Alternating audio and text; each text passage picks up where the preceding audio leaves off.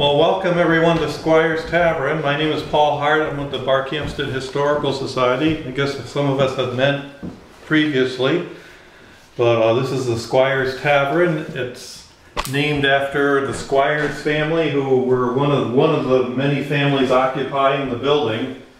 Even though we call it Squires Tavern, it was really a farmhouse anchoring a big 200 to 300 acre farm, depending on the time period, that surrounded the building.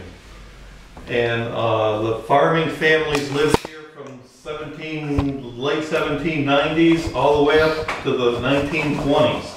The last farming family were the Ullmans, who left in the late 1920s, and then this became part of People's Forest. It's a state forest, and so now this building is actually owned by the state of Connecticut. And it's leased to the town of Barkhamsted, and the Historical Society runs it. It's our museum and headquarters. And we also share our office with the Farmington River Coordinating Committee, which oversees the wild and scenic portion of the Farmington River. So we have a nice partnership with them. But Squires Tavern, it was a tavern for, we think, possibly 30 or 40 years, maybe in the 1840s. We're just guessing. It ceased to be a tavern. But even when it was a tavern, basically this room was the tavern room. It was still the farmhouse, and the family occupied the rest of the building.